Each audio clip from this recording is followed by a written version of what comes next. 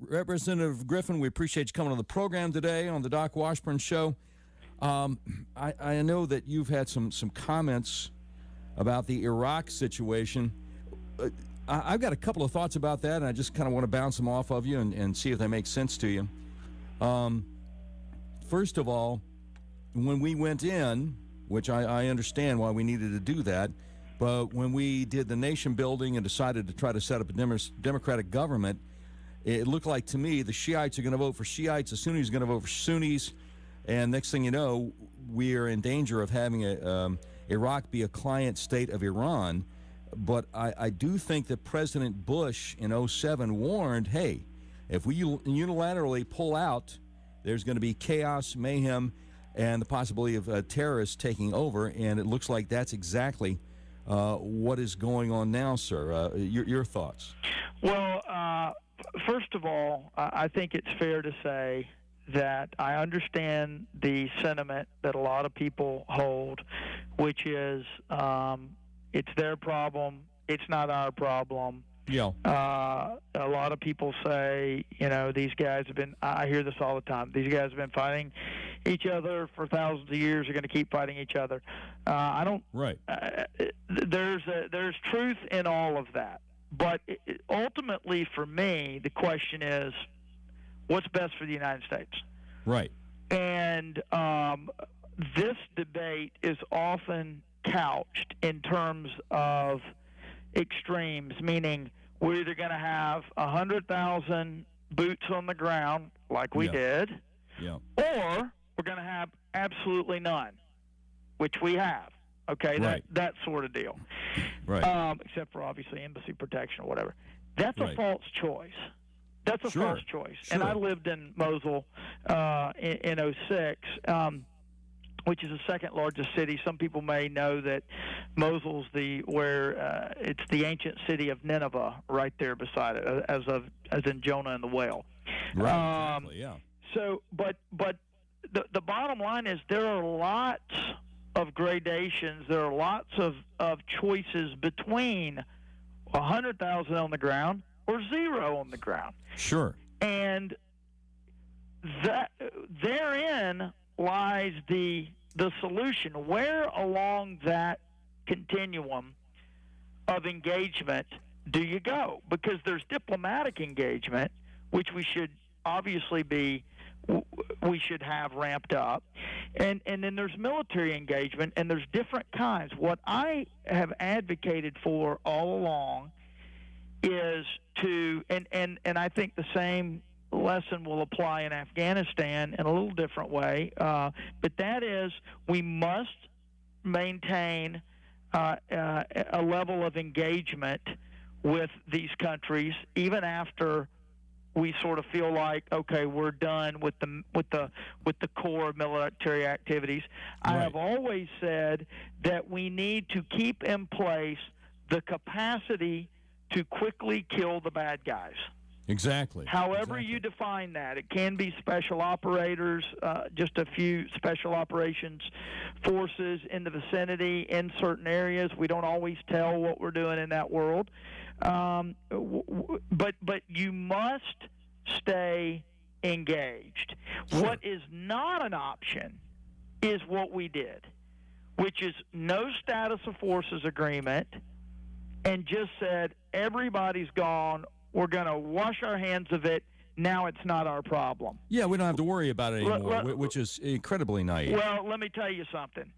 If the terrorists were able to use a barren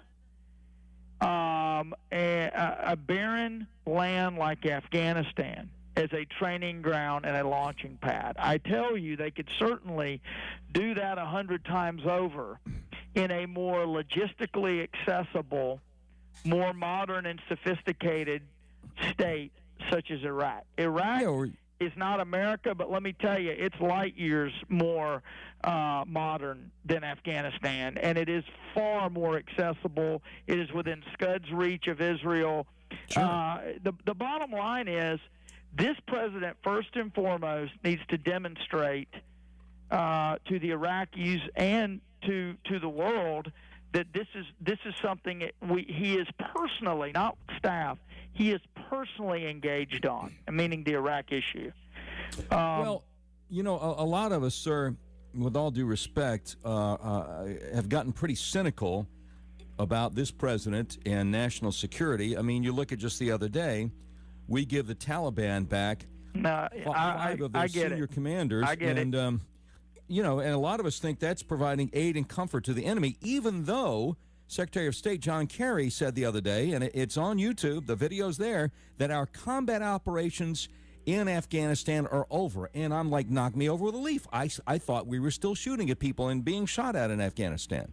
You know, well, it's like, look, we declare the war is over, and then the bad guys will be like, oh, okay, well, you guys have a good one, and we'll be trading partners before you know it. And I don't understand what's going on here and what they're thinking they can get away with. Well, look, I don't understand it either. I've been in the classified briefings. Look, there's no one who's been more critical of this president's incompetence on this issue than I have. And sure. But he's the president we've got, and right. I want him and the country to succeed in Iraq. And, I mean, look, I share all of those concerns. I will tell you, I went to the classified briefing and the one on the swap, and without mentioning any of the specifics, I will just tell you that I came away with the same or less confidence in their decision than when I walked in. I mean, and that classified briefing was after the fact, right? Oh yes, of course. Oh yeah. Okay, I'm sorry. A week ago. I think it was a week ago Monday, but I also left that briefing thinking, I cannot believe these people who just briefed me are our national security team. Right. Scary. So look. I don't. There's no one that disagrees with the general statement that we don't have the dream team handling foreign policy. But that's not the issue. The issue is they're the ones we've got, right. And I don't have the power to hit a button and change the team. And so what I'm trying to do is figure out a way to be constructive. And I will just say to my constituents that I understand the desire to get out of some of these places, and I would never advocate for us having troop levels like we did or anything like that.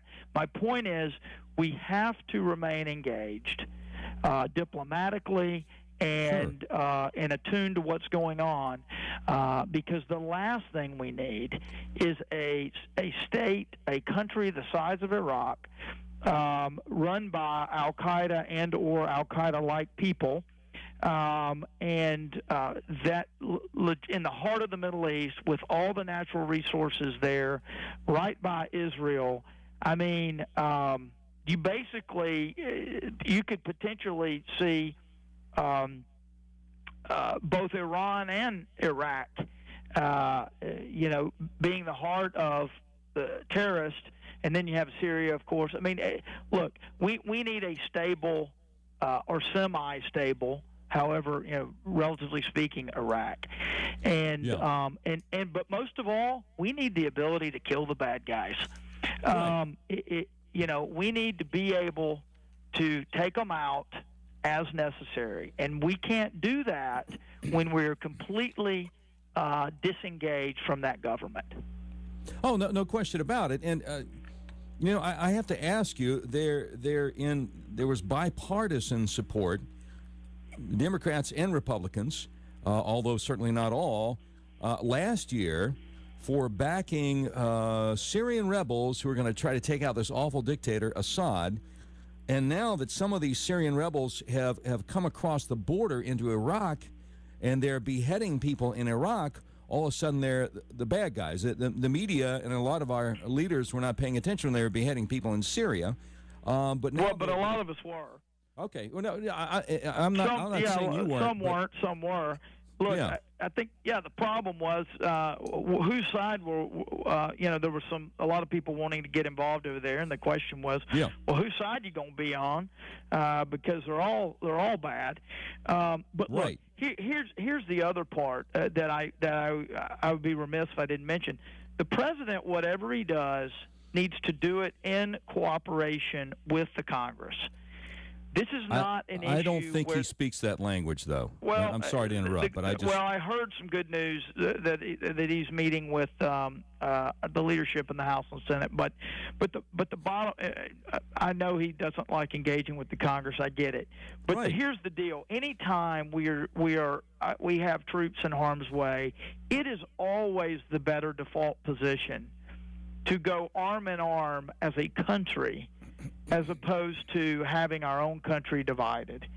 And sure. That takes leadership, that takes persuasion, and it requires a president to lay out why it's important. And I'm not saying he's going to be able to do that, but he should.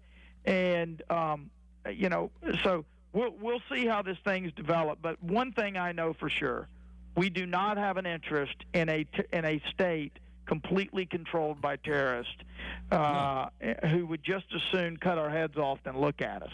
Exactly. Now let me ask you, the Democrat Gazette a couple of days ago had an article quoting an unnamed senior U.S. diplomat who they say met with his Iranian counterpart in Vienna on Monday to explore whether the United States and Iran could work together to create a stabler Iraqi government. That is just beyond comprehension to me. And you know what? But that is consistent to the extent there's truth in that. That is consistent with what we've seen on the Taliban issue.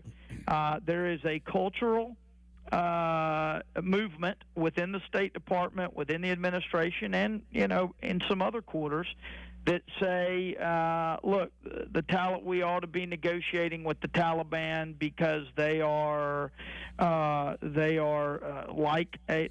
pseudo state. Well, and that's why some of these people that's why some folks back the trade for the five from Gitmo. I think that's completely ridiculous, and I would say this to them.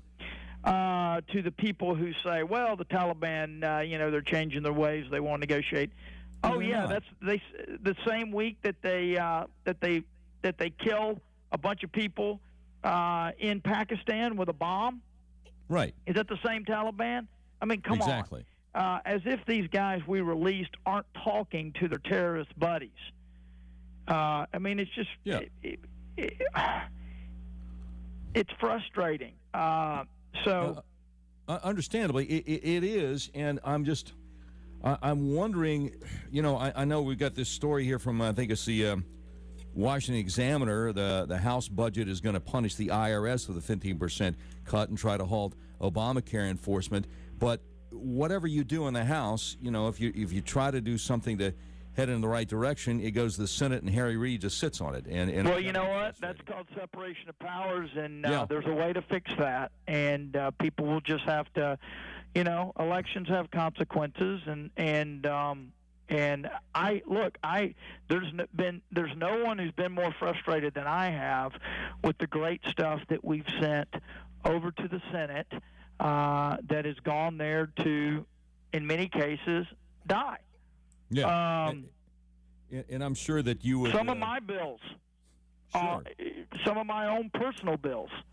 And I'm sure that you would definitely endorse fixing that with electing your cohort to Mr. Cotton to take Mr. Pryor's place in the Senate. That'd be a start, I'm sure. Well, I would just say this: I'm not in a place where I can talk electoral politics and campaigns. Okay. But if you're calling from Congress, you can't be doing that kind of stuff. So okay. I won't get into that because I can't do that under the rules. But the point is, there's a lot of people who get really frustrated with the Senate, and that's what I say to them is, I'm frustrated too.